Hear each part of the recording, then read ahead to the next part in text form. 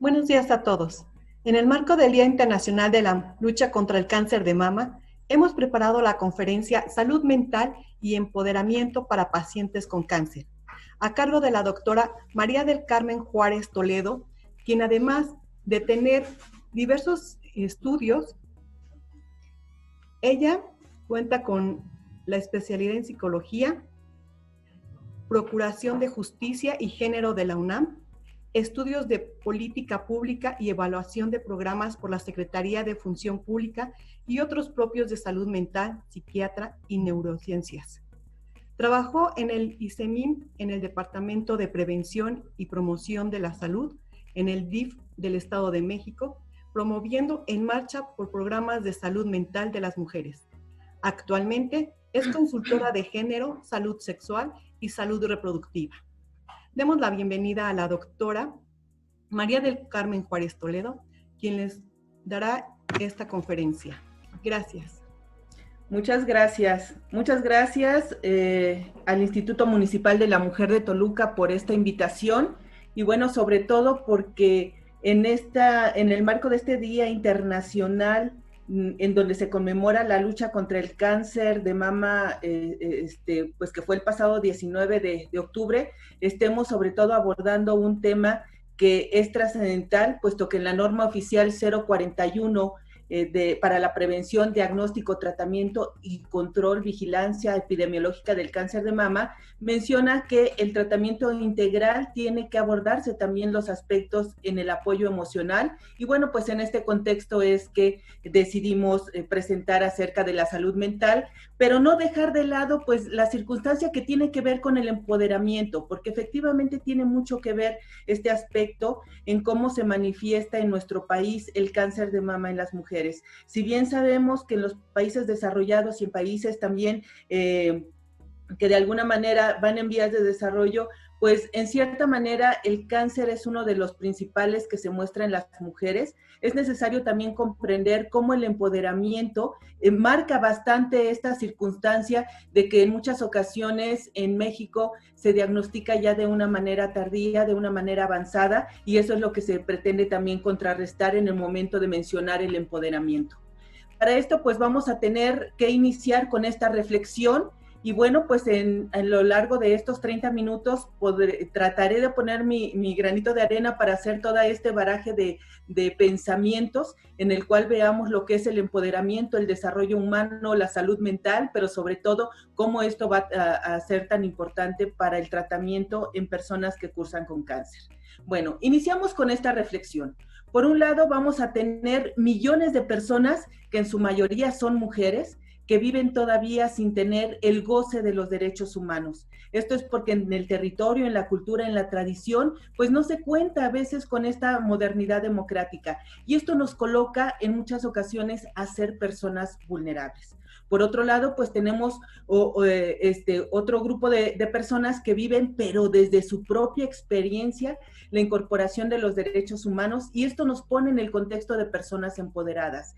Cuando estamos viendo esta parte de cáncer de mama, vemos estas dos fotografías, como personas vulnerables muchas ocasiones se detecta a veces ya en estadios avanzados, y bueno, como personas empoderadas día con día ven el desarrollo y su autonomía en este contexto. Es decir, que se goce del ejercicio de los derechos humanos y que esto sea una herramienta para poder empoderarnos. Cuando nosotros gozamos de este ejercicio de derechos humanos, nos va a permitir avanzar en relaciones de género que sean de una manera equitativa, contribuye también a la prevención de la violencia, que es algo tan importante también en nuestro país, favorece el autocuidado y el desarrollo, y es aquí en el contexto de esta mañana, y va a fortalecer la vida digna. Cuando hablamos nosotros en muchas ocasiones de que estos derechos humanos tienen que ejercerse, nos vamos a permitir verlo en esta mañana en tres rubros, en tres grandes rubros. No quiere decir que sean los únicos, pero son los esenciales para poder contar con esta autonomía.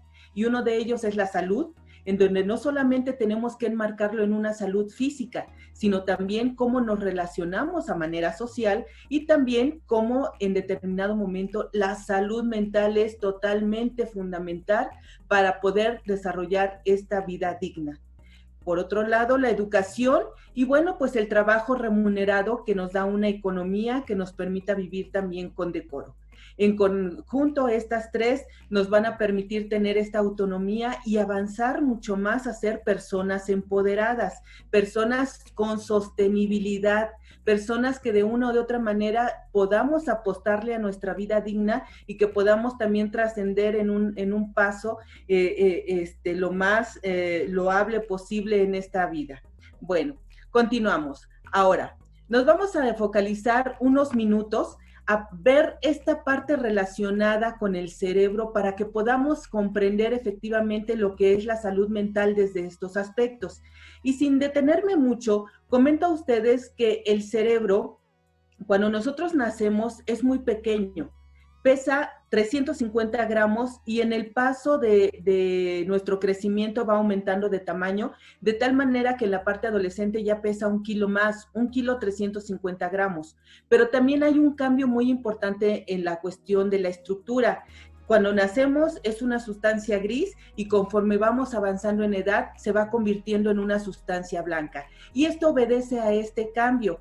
Cuando nosotros somos niños, cuando estamos en la infancia, son mucho menos neuronas que en una fase de adolescencia o adulta. Estas neuronas se mantienen también un poco más pequeñas que en la fase adulta, pero si ustedes se dan cuenta, las sinapsis también son mucho menores, las conexiones son mucho menores. Es por eso que cuando somos niños, en muchas ocasiones con cuestiones tan sencillas, podemos lograr un bienestar. A veces el juego es totalmente importante y fundamental para que los niños sean felices y a veces es lo único que se requiere.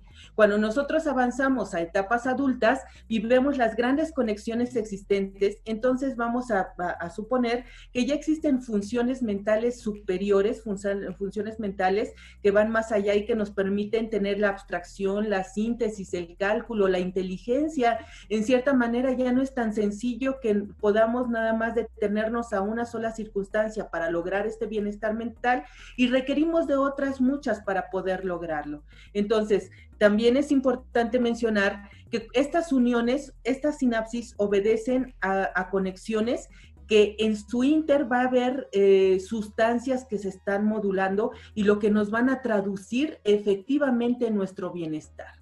Todo mundo hemos escuchado a veces de algunas sustancias, por ejemplo, una de las más conocidas es la serotonina y que la escuchamos y a veces decimos, bueno, es la hormona de la felicidad. Efectivamente, la serotonina nos ayuda a tener alegría, bienestar, memoria, contar con un control de impulsividad, poder mantener unas circunstancias adecuadas y acordes cuando tenemos irritabilidad. Algunas otras sustancias que también son totalmente importantes, la dopamina. La dopamina nos ayuda a la creatividad, pero también nos da el placer, en cierta manera nos abre también algunas otras cuestiones como es la motivación, el aprendizaje, la atención. Y bueno, pues es un baraje de sustancias. No son las únicas, tenemos muchas sustancias a nivel cerebral, pero me detengo un poquito en la que dice ácido gamma-aminobutírico, que es la denominada el GABA, porque en esta sustancia es la que nos da efectivamente esta condición de una relajación, de una cuestión de tranquilidad, y es una de las que más se afectan ante una circunstancia adversa, como viene siendo a veces un diagnóstico de cáncer. Esta es una sustancia que nos quita la tranquilidad y que en una u otra manera nos pone en un contexto de vulnerabilidad de nuestra salud mental. Bueno, las vainas de mielina, que son totalmente importantes y que nos explica muchas veces cómo de repente tenemos bastantes dolores a nivel corporal. Las vainas de mielina pues se encuentran en todas los axones, en todas las dendritas y bueno, pues en todo lo que viene siendo el baraje del sistema nervioso periférico y en todo nuestro cuerpo existen nervios. Si nosotros hacemos un corte en cualquier lado, por ejemplo, en lo que es la mano, vamos a encontrar una arteria, 2 venas y un nervio. Es decir, que los nervios existen hasta el último rincón de nuestro cuerpo. Cuando nosotros estamos en una condición de estrés muy grave, muy grande, o bien cuando a lo mejor en el transcurso de la vida hemos tenido bastantes eventos, como ahorita lo veremos, estas vainas de mielina también están disminuidas y entonces eso hace que tengamos bastantes afecciones en otros órganos que no son exactamente el cerebro. Por ejemplo, la gastritis, la colitis nerviosa, en cierta manera la artritis, algunos otros aspectos que de una u otra manera nos van condicionando a que no tengamos una vida de calidad, tiene y obedece mucho a que estas vainas de mielina no están del todo de una manera adecuada. Pero bueno, vamos a dejar a un lado la anatomía y nos vamos a meter algunos antecedentes que nos ponen en vulnerabilidad a nivel cerebral. Y uno de ellos es el maltrato infantil. Y si nosotros vemos esta encuesta nacional que se hizo en niñas, niños y mujeres, podemos ver que en nuestro Estado de México en muchas ocasiones se educa a base de violencia y no es tan baja. Podemos ver que cuando se educa a veces está en un 65% el hecho de educar a niños y niñas a base de violencia. Esto nos trae consecuencias en la arquitectura cerebral, en la red cortical y nos pone en una vulnerabilidad para drogas y alcohol. Es necesario cambiar esta forma educacional y yo celebro bastante los últimos trabajos que se han estado haciendo en la Cámara de Diputados, en los cuales efectivamente esto tiene que cambiar porque nos pone también en el contexto de por qué en muchas ocasiones nuestra salud mental está también alterada desde temprana edad. Vean esta imagen, es una imagen de una edad de 3 años, de un aspecto normal y cuando se es educado de una manera negligente. No me voy a adentrar a cuestiones ya específicas, pero en cierta manera pues yo creo que el tamaño lo dice todo y nos pone en un contexto totalmente de vulnerabilidad. El estrés postraumático, que es una de las condiciones de esta mañana, cuando nosotros estamos o nos adentramos a una vulnerabilidad, a un evento vulnerable, en muchas ocasiones también hay cambios. Y aquí es un cambio mínimo, pero con ese cambio mínimo podemos tener innumerables síntomas que ya nos ponen en un contexto de una disminución en la calidad de vida. El estrés postraumático es una lucha pues invisible, se ha catalogado como una epidemia porque vivimos también en un contexto en donde muchos de los que estamos aquí presentes podemos llegar a cierta edad ya con una eventualidad postraumática que nos quita esta tranquilidad que habíamos hablado en el aspecto anatómico. Por otro lado, la desnutrición. Afortunadamente, cada día es menos este problema, sin embargo, aún existe, pero también nos pone en vulnerabilidad el patrón cerebral. Por ejemplo, en esta imagen que tenemos en la cual es una resonancia magnética y hay hemorragia en un contexto de vulnerabilidad. Del otro lado, una imagen de una persona con anorexia y que si ustedes se dan cuenta, las fisuras están totalmente marcadas, que nos habla de una pérdida neuronal importante, pero por otro lado también hay una parte que ya es muy evidente entre lo que es el cerebro y lo que es el cráneo y que nos está hablando de que existe una gran alteración a nivel cerebral. Ya voy a terminar con estas imágenes que de repente son un poquito grotescas, pero que es una forma de ponernos en el contexto de por qué es tan importante el cuidado a nivel cerebral desde la misma concepción. Bueno, en el consumo de drogas, en la parte de arriba vemos una imagen normal. Ya cuando hay un consumo de drogas también es una disminución de masa encefálica, en donde también aquí hay algo muy importante, porque si ustedes se dan cuenta, existe una pérdida neuronal, pero en las partes centrales, en donde existen grandes funciones de todo el organismo, cosa a lo mejor contraria de las imágenes que hemos visto anteriormente. El traumatismo cráneoencefálico, que ni se diga, por la sola imagen yo creo que es visible la vulnerabilidad que se crea, y bueno, pues algo muy alarmante también en nuestro estado, que es el alcohol. Nosotros vemos una resonancia, una imagenología normal, y cuando la comparamos con un alcoholismo en una persona de 43 años, nos damos cuenta también de la gran disminución de masa encefálica existente, y del otro lado tengo una resonancia magnética de Alzheimer, y que es muy equivale, o sea, una persona que tiene consumos grandes de alcohol y una persona con Alzheimer, de alguna u otra manera estas resonancias son muy parecidas y nos habla de una disminución muy grande en lo que viene siendo la masa encefálica. No me adentro más, nos seguimos. ¿Qué quiero decir hasta este momento? Que necesitamos evitar riesgos. Ajá. Todavía no tenemos a lo mejor una eventualidad tan grave o tan grande que nos lleve a lo mejor a tener ya un trastorno como tal a nivel cerebral, pero si nosotros podemos evitar riesgos, podemos tener un cerebro con toda la capacidad para poder afrontar lo que se nos venga en el transcurso de la vida. Y tenemos que tomar en cuenta que entonces estos riesgos es disminuir o evitar en todo lo que se mantiene, lo que son las relaciones tóxicas, el alcohol, las drogas, los problemas intensos que son interpersonales, la conducta impulsiva, el abandono escolar, el aislamiento social, en fin, traigo toda una gama, un listado enorme de situaciones que debemos evitar y que nos ponen también en un contexto en el seguir teniendo cerebros inmaduros. Entonces, hasta aquí concluimos esta parte, pero es necesario adentrarnos ahora sí al tema que nos compete esta mañana con este baraje de conocimientos, y que efectivamente es considerar qué es lo que se vive cuando estamos en una cuestión que no esperamos.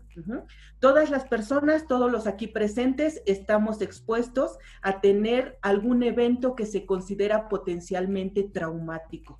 Esto a lo largo de la vida, y bueno, pues cuando nosotros hablamos de un evento traumático, es precisamente lo que nos pone en un riesgo a morir, a una lesión grave, a la violencia, a la pérdida de la libertad. Y bueno, pues hombres y mujeres consideran que los eventos más amenazantes es precisamente pues la muerte de la pareja, algún problema legal, el estar en la cárcel, quedarse sin trabajo, un secuestro, el deterioro de la audición o de la visión, la muerte de un familiar o de un amigo cercano, alguna dificultad en el comportamiento de hijos e hijas. Y bueno, pues lo que nos compete esta mañana, que es contar a lo mejor con una enfermedad considerada mentalmente catastrófica. Ajá, como viene siendo el cáncer. En muchas ocasiones, tan solo con la palabra cáncer, ya nos lleva a un shock, ya nos lleva a detenernos, a enfriarnos, a no saber cómo vamos a actuar, qué va a pasar, y en ese mismo momento se nos pone un baraje de circunstancias que nos puede alterar. Si nosotros ya traemos alguna vulnerabilidad, pues esto se conjunta y es una circunstancia que nos lleva también a pensar que nuestra salud mental está en riesgo. Este diagnóstico puede tener también grandes características diferenciadas, no solamente a la persona que lo padece, sino también a las familias mismas, a los cuidadores, que también es muy importante tomar en cuenta, porque en muchas ocasiones los que están detrás de las personas, los que están dando el apoyo a las personas que cuentan con este diagnóstico, también van enfermando, y la salud mental no es la excepción. ¿Cuáles son las afecciones más frecuentes cuando se cuenta con un diagnóstico de cáncer? Precisamente es la depresión, la ansiedad, el pánico y el estrés postraumático. Todas estas entidades distan de algo normal que deberíamos de sentir en un momento que nos están dando un diagnóstico como este. Y tenemos que tomar en cuenta que también al estarse alterando otros ambientes, como viene siendo el hogar, la escuela, el trabajo, pues esto coadyuva a que en cierta manera la salud mental todavía tenga mayor afección y nos ponga en un contexto de vulnerabilidad. Entonces es importante reconocer que van a existir algunos cambios, pero también es importante reconocer en qué momento requerimos la ayuda. Y bueno, pues tenemos una fase inmediata. La fase inmediata efectivamente es en el momento en que estamos sospechando que algo no está bien, en que nos están dando a lo mejor un diagnóstico, probablemente porque nos hicimos una mamografía, una mastografía y nos están dando el diagnóstico, o porque efectivamente ya vimos cambios en nuestra anatomía corporal que nos está invitando a que algo está sucediendo en nuestro organismo. En el momento en que nos dan la confirmación de un diagnóstico, efectivamente es ese shock inicial y es algo tal vez entre comillas esperado, pero efectivamente ante esta circunstancia desde ese momento se tiene que tener atención para poder ver cómo se va a afrontar este shock. Por otro lado, pues se va a desencadenar lo que es la angustia, lo que es el miedo, y que de alguna manera nos pone también en una predisposición para saber cómo vamos a actuar. Esto nos hace tener una incertidumbre, y algo muy importante que se ha visto en los pacientes, en las pacientes que tienen un diagnóstico de cáncer, es precisamente que en ese momento entra la urgencia, la sensación de ir contra el tiempo, como si cada minuto estuviéramos también teniendo una afección todavía mayor y que en ciertas circunstancias nos va a ir disminuyendo las posibilidades de cura, las posibilidades de atención. Entonces, a veces es muy importante que cuando se reciba este tipo de diagnósticos, también el personal que los está otorgando nos pueda mencionar exactamente cuáles son los tiempos, cuáles son los pasos, qué es lo que tenemos que hacer, y efectivamente, pues, de una u otra manera saber si podemos también tener, pues, algunas otras alternativas, porque a veces esto es algo muy importante. En muchas ocasiones, en la búsqueda de estas otras alternativas, también este tiempo a veces se disminuye, y ya cuando queremos a veces reincorporarnos a un tratamiento de tipo médico como tal, se va perdiendo este tiempo. Pero bueno, continúo ante esto. También es necesario explorar sobre la red de apoyo. ¿Qué red tenemos? La economía que presenta el paciente, y bueno, pues el rol familiar, el ámbito laboral, cuáles son las circunstancias laborales ante un padecimiento de cáncer, y qué tiempo se cuenta para que las personas puedan también gozar de su derecho y poder darse la atención, porque esto también es un patrón muy estresante cuando se recibe un diagnóstico de esta índole. Por otro lado, cómo vamos a afrontar, y ahí pues se requiere esta terapia de apoyo, de acompañamiento terapéutico. Es decir, que desde las primeras fases es necesario contar con personal de apoyo para que nos ayuden a que no se desencadene la depresión, la ansiedad, el pánico, etc. Por otro lado, en una fase de continuidad, cuando nosotros hablamos de una fase de continuidad, podemos ver también cómo se ha presentado entonces un diagnóstico de cáncer en el paciente y cómo se ha visto desde las relaciones personales que tiene. Si la persona se está aislando, si tiene preocupaciones frecuentes, si estos síntomas que está presentando el tratamiento, qué le dicen ante la esperanza de vida, y efectivamente cómo podemos ir haciendo esta fase de continuidad. ¿Qué quiere decir esto? Que el paciente tiene que estar totalmente informado de qué manera va evolucionando la cuestión de cáncer, pero por otro lado, también es importante saber con qué se cuenta ante la esperanza de vida, porque estas son herramientas que se tienen que abordar desde el aspecto terapéutico. En muchas ocasiones se ha visto que la gran mayoría de los pacientes, hasta un 60%, van a experimentar síntomas de depresión, y que esto puede desarrollar también dificultades para poder adaptarse y para poder participar de una manera loable al tratamiento. Es necesario entonces poder tener en mente esto y poder dar también toda la intervención necesaria cuando esta depresión está dificultando la continuidad del cáncer. Continúo. Comentaba yo a ustedes, cuando estamos ante un exceso de estrés, pues se va a ver un cortisol aumentado. En cierta manera, algunas neuronas van a estar generando un exceso de sustancias que nos van a poner en esta cuestión de angustia, en esta cuestión de ansiedad, y que en determinado momento se puede presentar también circunstancias donde ya la actitud de la persona está interfiriendo con el tratamiento de cáncer. Entonces, es importante verlo. Aquí comento también a ustedes que en muchas ocasiones, cuando este exceso de cortisol, cuando está ocasionado por un estrés, nos pone también en riesgo a que algunas neuronas puedan morir, o bien a que las neuronas que nacen día con día no se integren a las vías normales, y que en cierta manera la persona se siga sintiendo mal. Pero bueno, llegamos a esta parte. Esta parte es, bueno, ¿qué puede llegar a sentir una persona que tiene esta lucha continua contra el cáncer? ¿Qué puede llegar a sentir? Pues en cierta manera, datos de ansiedad y datos de depresión. Y estos se imbrincan. Ajá. Estamos ante una circunstancia en donde la persona va a estar presentando preocupación excesiva, angustia, ansiedad, insomnio, muchas veces de tipo inicial, en donde efectivamente cambia el patrón de sueño. A veces dicen, es que yo dormía perfectamente, a partir de que me dan el diagnóstico de cáncer no duermo, estoy toda la noche pensando, mi pensamiento es solamente acerca de que voy a morir, de que tengo muchas circunstancias que no he concluido en esta vida, etcétera, etcétera, y de ahí se hace un pensamiento totalmente catastrófico.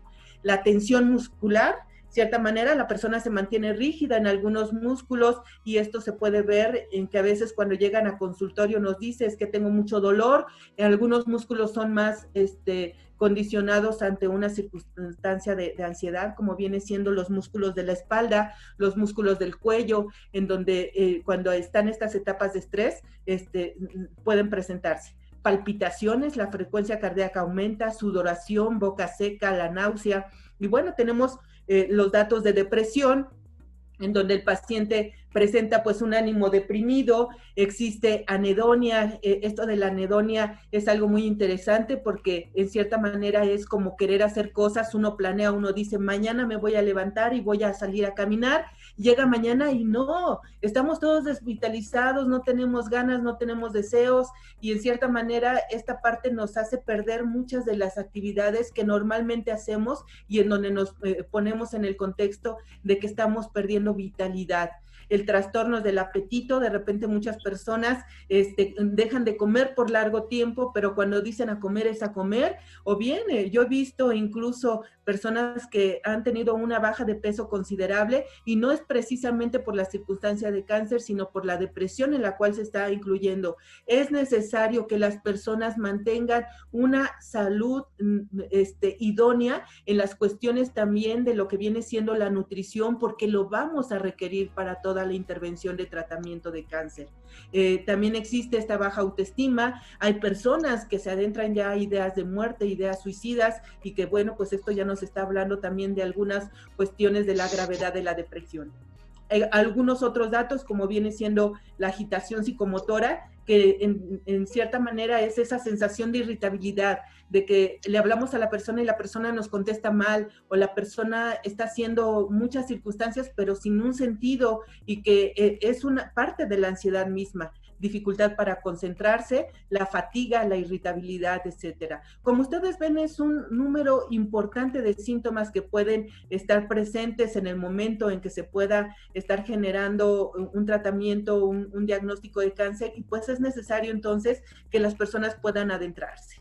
¿Qué tenemos que hacer? Vamos a ya plasmar las últimas diapositivas para poder lograr los 30 minutos. ¿Qué es lo que tenemos que hacer? Pues uno de ellos es reconocer que nuestra salud mental es igual de importante que la salud física y la cuestión de convivencia social.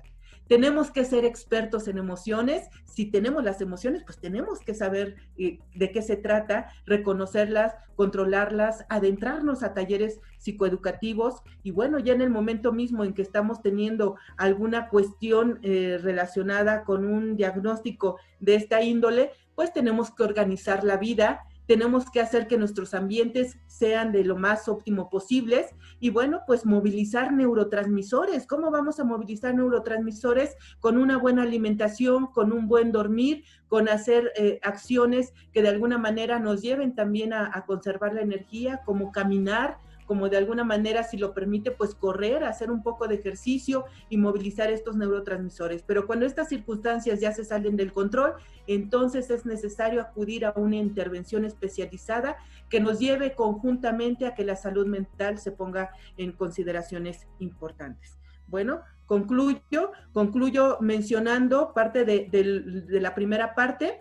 Las personas que gozan de los derechos humanos, tienen mejores condiciones de vida y de desarrollo personal, son las que podemos diseñar, tener, anhelar proyectos, tener una vida personal, lograr las aspiraciones y bueno, pues esto nos pone también en el contexto de poder ejercer y conseguir pues muchos de los aspectos como la posibilidad de estudiar, de mantener el estado óptimo de salud, de tener una vida independiente, de contar con una economía adecuada y esto, vuelvo a repetirlo, es la sostenibilidad. Todos tenemos derecho a que en cierta manera contemos con una vida totalmente sostenible. pues muchas gracias y pues agradezco este espacio para poder hablar acerca de estos aspectos relacionados con la salud mental y ante una circunstancia de cáncer.